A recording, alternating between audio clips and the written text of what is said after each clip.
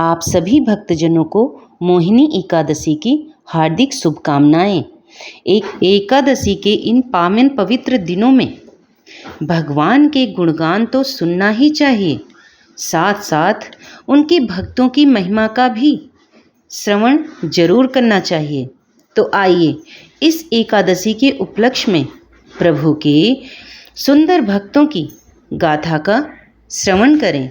एक नाथ महाराज जी श्राद्ध कर्म कर रहे थे। उनके यहाँ स्वादिष्ट व्यंजन बन रहे थे और भीख मांगने वाले लोग रास्ते से गुजर रहे थे। उन्हें बड़ी लिज्जतदार खुशबू आई। वे आपस में चर्चा करने लगे, आज तो श्राद्ध है, खूब माल उड़ेगा। दूसरे ने कहा, यह भोजन तो पहले ब्राह्मण को खिलाएंगे, अपने को तो बचे खुचे जूठे टुकड़े ही मिलेंगे। एक नाथ जी ने सुन लिया। उन्होंने अपनी धर्मपत्नी गिरजाबाई से कहा, ब्राह्मणों को तो भरपेट बहुत लोग खिलाते हैं, इन लोगों में भी तो ब्रह्मा परमात्मा विराजमान हो रहते हैं। इन्होंने कभी खानदानी ढंग से भरपेट स्वादिष्ट भोजन नहीं किया होगा। और अपनी पत्नी से बोले कि आज भोजन इन्हीं को खिला देते हैं, ब्राह्मणों के लिए दूसरा भोजन बना देना, अभी तो समय बाकी है। गिरजाबाई बोली, हाँ हाँ पतिदेव, इसमें संकोच से क्या पूछते हो। गिरजाबाई सोचती हैं, मेरी सेवा में जरूर कोई कमी होगी, तभी स्वामी को मुझे सेवा सौंपने में संकोच हो रहा है। अगर स्वामी सेवक से संकुचित होकर कोई काम करवा रहे हैं तो यह सेवक के समर्पण में कमी है। जैसे कोई अपने हाथ पैर से निश्चिंत होकर काम लेने लग जाए तो सेवक का परम कल्याण हो गया, यही समझना चाहिए। एक नाथ जी ने कहा, तो सबसे पहले इन्हें खिला दें। जब उन भीख मांगने वाले लोगों ने में परमात्मा को देखने वाले दंपति ने उन्हें खिला दिया, उसके बाद नहा धोकर गिरजाबाई ने फिर से भोजन बनाना प्रारंभ कर दिया। अभी 10 ही बजे थे, मगर सारे गांव में खबर फैल गई कि जो भोजन ब्राह्मणों के लिए बना था वह भीख मांगने वालों को खिला दिया गया है। गिरजाबाई फिर से भोजन बना रही हैं। सब लोग अपने अपने विचार के होते हैं। जो उदंड ब्राह्मण थे उन्होंने लोगों को भड़काया कि यह ब्राह्मणों का घोर अपमान है। श्राद्ध के लिए बनाया गया भोजन ऐसे म्लेच्छ लोगों को खिला दिया गया जो कि नहाते धोते नहीं हैं, मैले कपड़े पहनते हैं, शरीर से बदबू आती है, और हमारे लिए भोजन अब बनेगा, हम जूठन खाएंगे। पहले वे खाएं और बाद में हम खाएंगे। हम अपने इस अपमान का बदला लेंगे।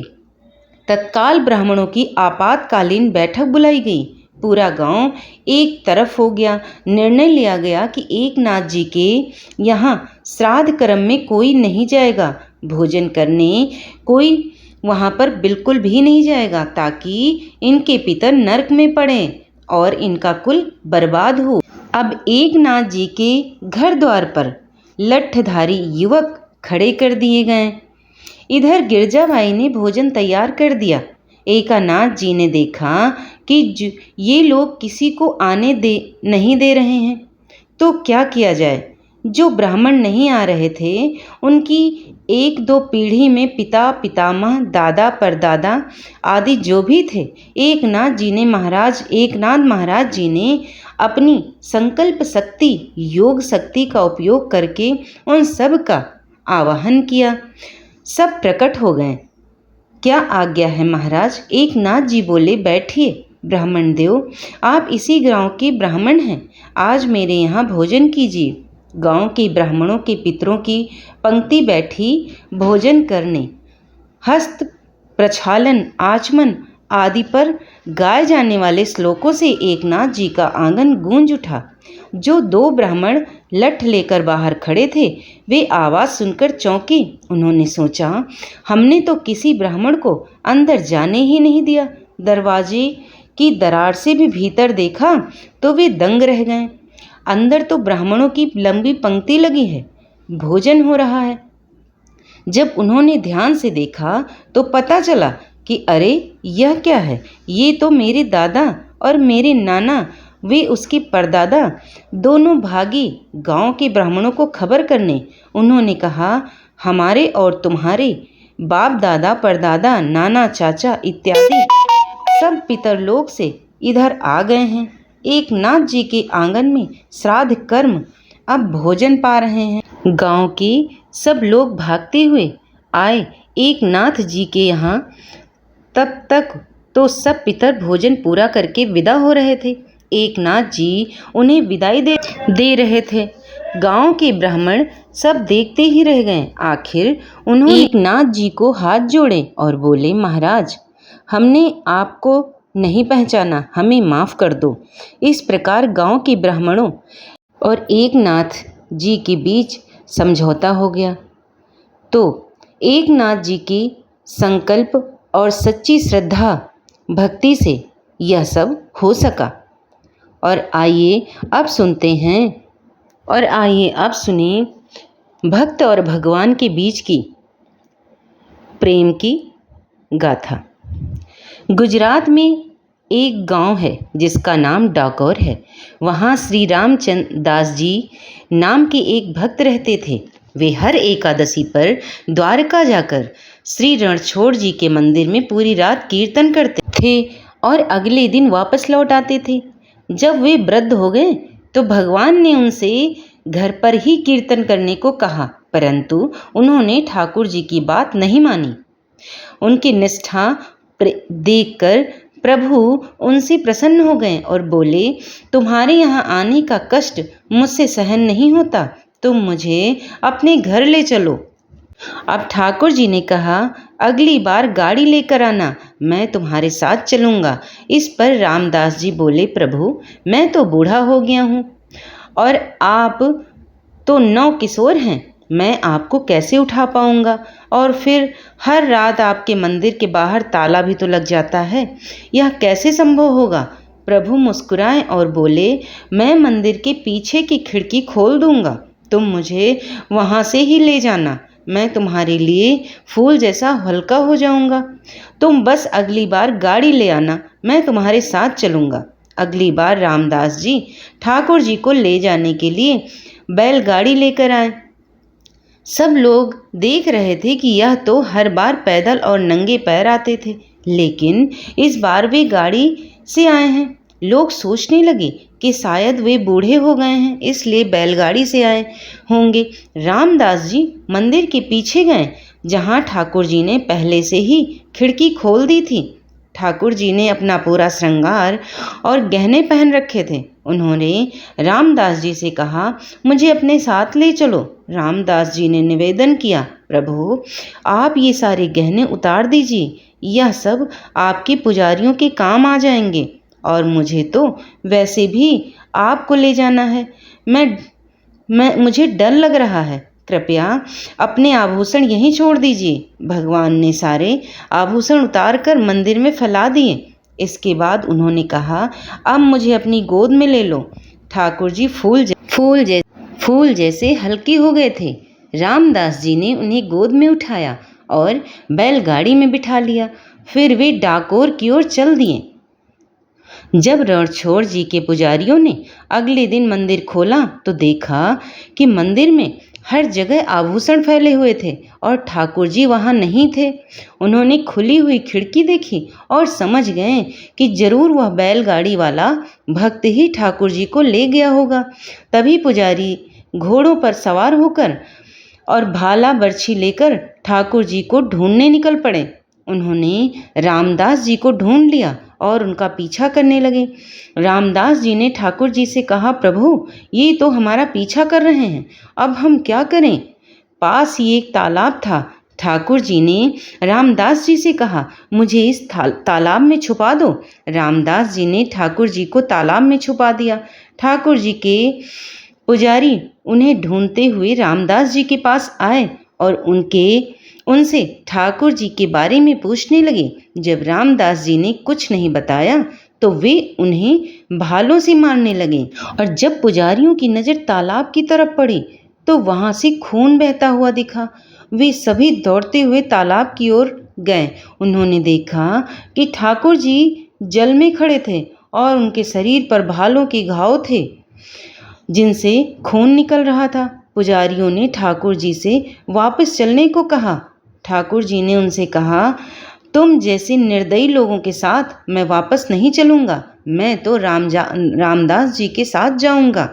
पुजारियों ने ठाकुर जी से कहा, प्रभु आपकी वजह से जो धनराशि मिलती है उसी से हमारा जीवन चलता है।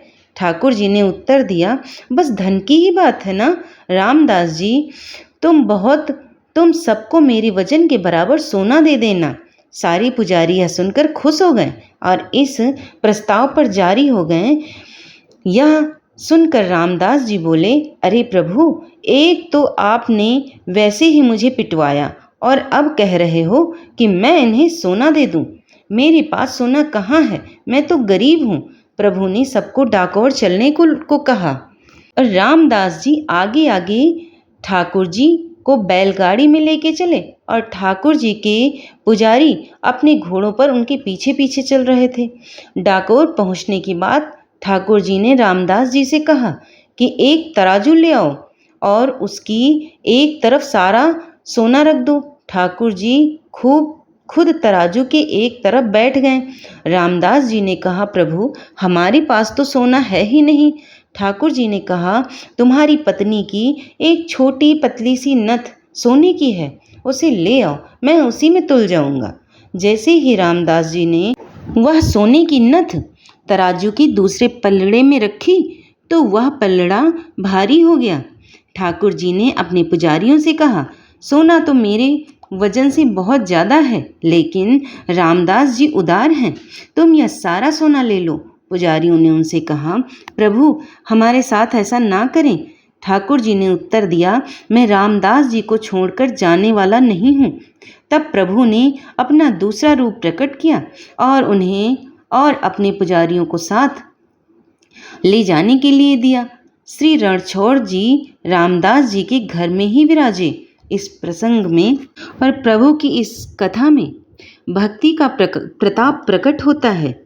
भक्त के शरीर पर पड़ी चोट को प्रभु ने अपने ऊपर ले लिया। रामदास जी भगवान को एक डाकू की तरह लूट लाए थे, इसीलिए उनके गांव का नाम डाकोर पड़ा। आज भी श्री रणछोड़ भगवान को इस घटना की याद में पट्टी बांधी जाती है। इस तरह से जब भक्तों का अविरल भरोसा अपने भगवान पर होता है तो प्रभु उनकी प्रेम भक्ति में कुछ भी कर जाते हैं। और आइए आप सुनते हैं मोहिनी एकादशी व्रत की कथा। धर्मराज युधिष्ठिर कहने लगे कि हे कृष्ण, वैशाख मास के शुक्ल पक्ष की एकादशी का क्या नाम है तथा इसकी कथा क्या है, इस व्रत की क्या विधि है, यह सब विस्तार पूर्वक बताइए। श्री कृष्ण कहने लगे कि हे धर्मराज, मैं आपसे एक कथा कहता हूँ जिसे महर्षि वशिष्ठ ने श्री रामचंद्र जी से कही थी। एक समय श्री राम बोले कि हे गुरुदेव, कोई ऐसा व्रत बताइए जिससे समस्त पाप और दुख का नाश हो जाए। मैंने सीता जी के वियोग में बहुत दुख भोगे हैं। महर्षि वशिष्ठ बोले, हे राम, आपने बहुत सुंदर प्रश्न किया है। आपकी बुद्धि अत्यंत शुद्ध तथा पवित्र है। यद्यपि आपका नाम स्मरण करने से मनुष्य पवित्र और शुद्ध हो जाता है, तो भी लोकहित में यह प्रश्न अच्छा है। वैशाख मास में जो एकादशी आती है उसका नाम मोहिनी एकादशी है। इसका व्रत करने से मनुष्य सब पापों तथा दुखों से छूटकर मोह जाल से मुक्त हो जाता है। मैं इसकी कथा कहता हूँ, ध्यान पूर्वक सुनो। सरस्वती नदी के तट पर भद्रावती नाम की एक नगरी में दायुति मान नामक चंद्रवंशी राजा राज करता था। वहाँ धन धान्य से संपन्न व पुण्यमान धनपाल नामक वैश्य भी रहता और वह अत्यंत धर्मालु और विष्णु भक्त था। उसने नगर में अनेक भोजनालय, प्याऊ, कुएं, सरोवर, धर्मशाला आदि बनवाए थे। सड़कों पर आम, जामुन, नीम आदि के अनेक वृक्ष भी लगाए थे। उसके 5 पुत्र थे, सुमना, सद्बुद्धि, मेधावी, सुकृति और धृष्ट बुद्धि। इनमें से 5वां धृष्ट बुद्धि महापापी था। वह पितर आदि को नहीं मानता था। वह वैश्या दुराचारी मनुष्यों की संगति में रहकर जुआ खेलता और पर स्त्री के साथ भोग विलास करता तथा मद मांस का सेवन करता। इसी प्रकार अनेक कुकर्मों से वह पिता के धन को नष्ट करता था। इन्हीं कारणों से त्रस्त होकर पिता ने उसे घर से निकाल दिया था। घर से बाहर निकलने के बाद वह अपने कपड़े बेचकर अपना निर्वाह करने लगा। जब सब कुछ नष्ट हो गया तो वैश्या और दुराचारी साथियों ने उसका साथ छोड़ दिया। अब वह भूख प्यास से अति दुखी रहने लगा। कोई सहारा न देख चोरी करना सीख गया। एक बार वह पकड़ा गया तो वैश्य का पुत्र जानकर चेतावनी देकर छोड़ दिया गया, मगर दूसरी बार फिर पकड़ में आ गया। राजाज्ञा से इस बार उसे कारागार में डाल दिया गया। कारागार में उसे अत्यंत दुख दिए गए। बाद में राजा ने उसे नगरी से निकल जाने को कहा। वह नगरी से निकल वन में चला गया। वहाँ वन्य पशु पक्षियों को मारकर खाने लगा। कुछ समय पश्चात वह बहेलिया बन गया और धनुष बाण लेकर पशु पक्षियों को मार मार कर खाने लगा। एक दिन भूख प्यास से व्यथित होकर वह खाने की तलाश में घूमता हुआ कौंडिन्य ऋषि के आश्रम में पहुंच गया।